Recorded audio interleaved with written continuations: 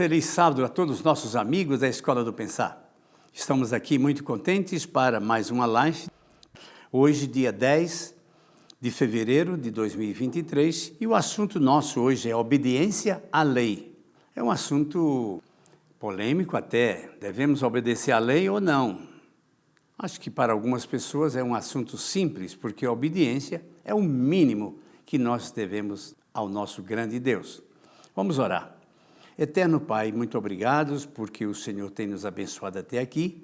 Perdoa, Senhor, os nossos pecados. Estejas, Pai Santo, com todos aqueles que vão nos ouvir, agora ou depois.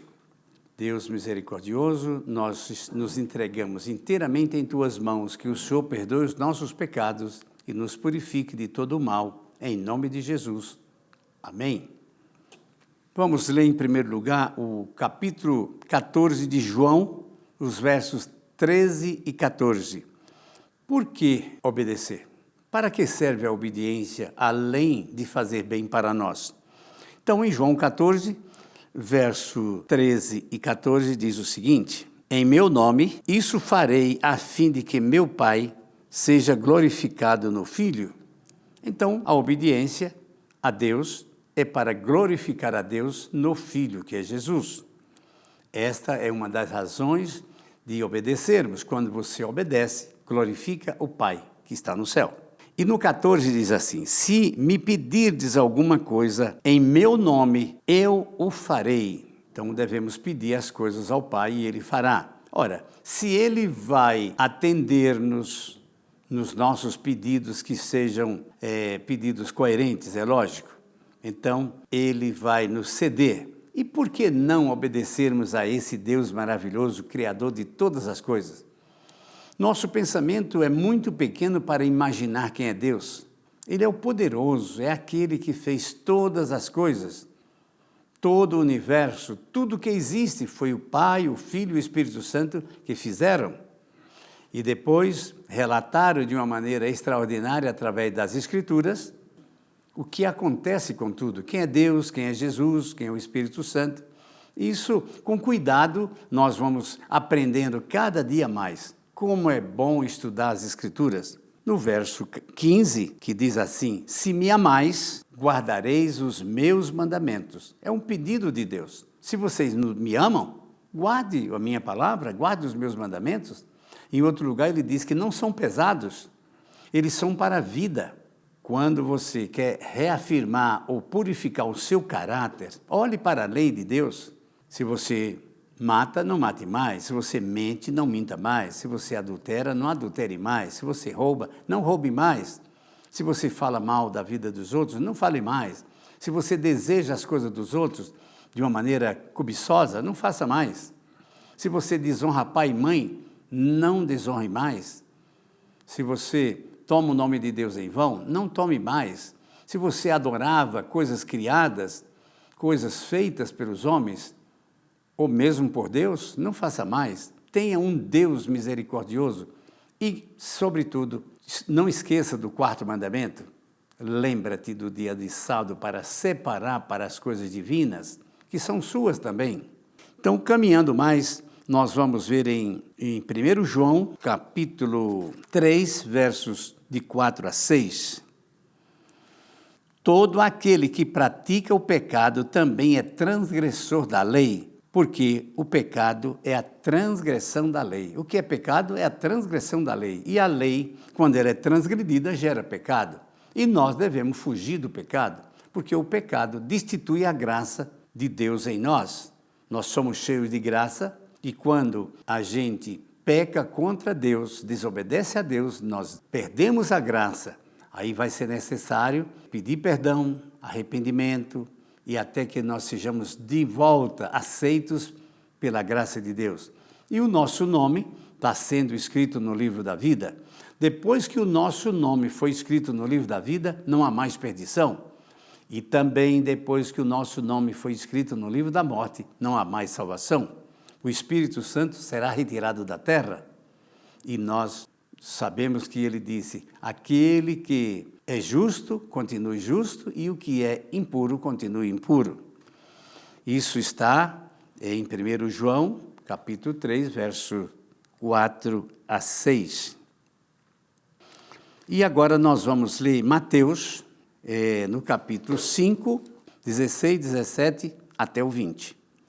Assim brilhe também a vossa luz dentre os homens, para que vejam as vossas boas obras e glorifiquem o vosso Pai que está nos céus. Mais uma vez aqui nós vemos que devemos glorificar a Deus obedecendo a Ele. Quem obedece a Deus, quem obedece aos mandamentos, glorifica a Deus e a Jesus. E no verso 17, ainda do capítulo 5, diz: não penseis que eu vim revogar a lei ou os profetas? Não vim revogar, eu vim cumprir.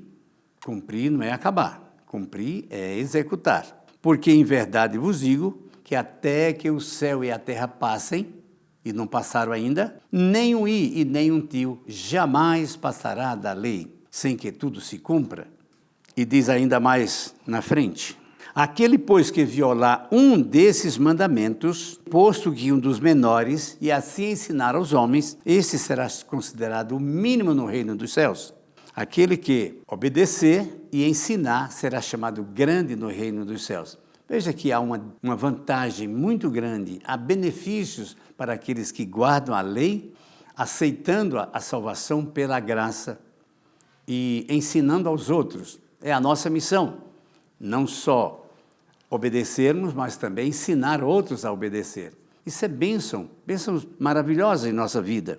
E no 20, ele termina dizendo assim: porque eu vos digo que se a vossa justiça não exceder a dos escribas e fariseus, isto é, não for maior de que a justiça dos escribas e fariseus a respeito da lei, jamais entrareis no reino dos céus. É um verso que nós estremecemos diante dele. Mas eu pergunto, você iria para o céu, gostaria de ir para o céu se lá fossem os pecadores não arrependidos?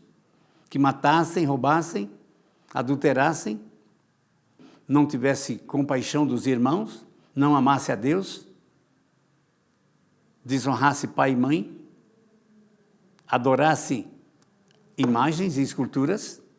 Se é assim, eu nem desejaria ir para o céu.